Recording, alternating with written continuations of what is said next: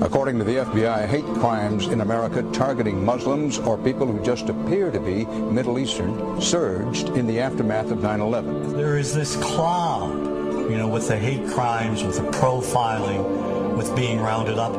Again, I think this illustrates the power of film, that in spite of the reality, in spite of the material that we know to be true, we still embrace the mythology.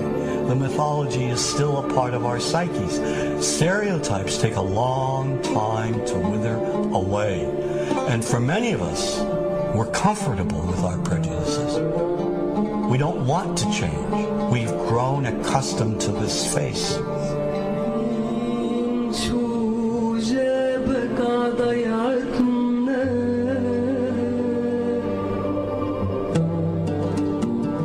When we think of Arabs, what do we see? What images come to mind? Do we see actual people?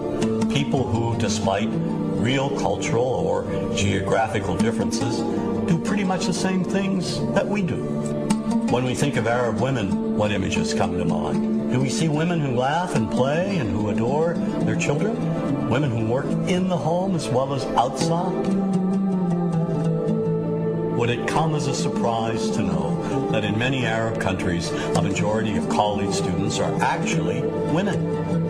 What's our immediate image of Arab men? Do we see loving fathers? Men who want to provide for their families? What about Arab teenagers? Do we see them the way you would think about teenagers in other parts of the world? Then there's religion in the Arab world. Do we see it as all-encompassing, dominating everything else? Do we know that even though faith plays a huge role in the Arab world, just as it does here in the United States, that it's also true that much of the Arab world is quite secular? When we think of Arabs and religion, does Christianity come to mind? Do we remember that there are over 20 million Christians in the region who have lived side by side in harmony with Muslims for centuries? To their credit, some filmmakers have shown Arabs and American Arabs in all their complexities. An excellent way to shatter a stereotype is through laughter, through comedy. So we have comedians. Comedians have done this historically. Black comedians, Jewish comedians. So we see Arab comedians doing this, and this is one way to release the tension. My name's on a credit card, true story. Guy behind the counter picked up my credit card, sees the envelope card, looks at me all weird. He's like, hey buddy, what kind of name is, that?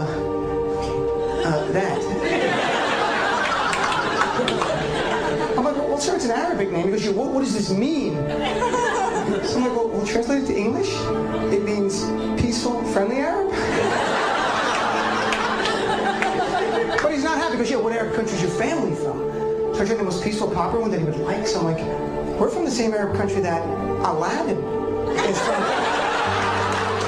To his credit, Michael Moore in Fahrenheit 9/11 in the DVD includes a scene with this comedy coming out. My name really is Ahmed, and I can't fly anywhere. All you white people have it easy. You guys get to the airport like an hour, 2 hours before your flight. It takes me a month and a half.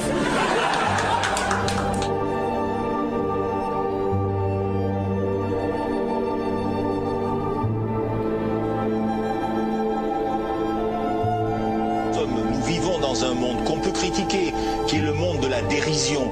Vous le savez bien, et dans les médias, je dirais le monde de la dérision, on se moque de tout. Le fait que ça se fasse me satisfait.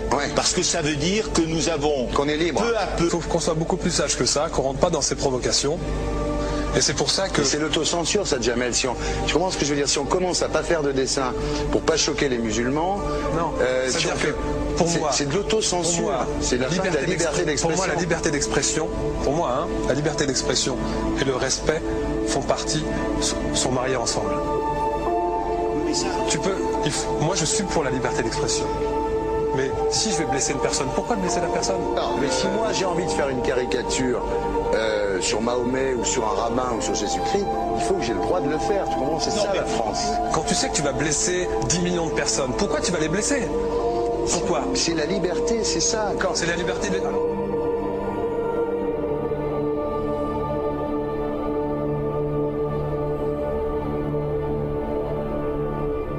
Non, mais vous pensez pas que c'était à vous de vous excuser, non? En disant le sketch n'était pas très drôle, je suis désolé si j'ai blessé des gens, voilà, excusez-moi, voilà, c'est une connerie, c'est mon travail.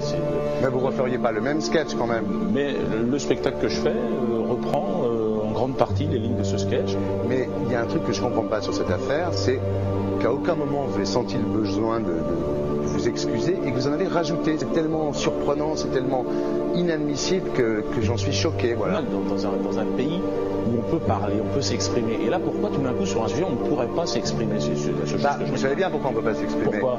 Parce que dans ce pays, on a envoyé pendant la guerre des juifs dans des chambres à gaz et que ça crée un petit problème quand même. Vous voyez ce que je veux dire? Dans ce pays, on a envoyé pendant 400 ans des centaines de millions de Noirs et pour les 400 ans d'esclavage. Et pourtant, ça n'a pas empêché Michel Leb de faire un sketch qui m'a fait marrer. Où il faisait un noir, et à la fin, il faisait un singe, et en parlant des narines, en parlant des lunettes. En tout cas, lui, il n'a pas été interdit d'exercer son travail. Il a même eu la Légion d'honneur. Quelqu'un qui a toute sa famille qui a été exterminée dans un camp de concentration et qui voit quelqu'un à la télé qui dit Israël. Vous vous rendez compte? Je ne sais pas. Il y a des moments où même si on connaît les gens, même si on les a invités, on leur... Et c'est pour ça que... C'est l'autocensure, ça, Jamel. Je comprends ce que je veux dire. Si on commence à pas faire de dessin pour pas choquer les musulmans... Non, c'est-à-dire que pour moi... C'est de l'autocensure. C'est la liberté d'expression. Pour moi, la liberté... Et là, pourquoi tout d'un coup, sur un sujet, on ne pourrait pas s'exprimer sur vous savez bien pourquoi on ne peut pas s'exprimer. Parce que dans ce pays, on a envoyé pendant la guerre des juifs dans des chambres à gaz et que... Deux poids, deux mesures. La liberté pour tout le monde. C'est-à-dire la liberté pour tout le monde. Il y a une personne comme Dieudonné qui a fait un rabbin, enfin qui a fait un colon juif, etc. Tous ces DVD ne sont plus dans les pactes. On l'empêche de venir, on l'empêche médiatiquement, on ne le voit plus. Alors que lui, c'est un comique. Plusieurs lois qui ont été faites contre l'antisémitisme. Et moi, je fais un appel aujourd'hui de faire une loi contre l'islamophobie.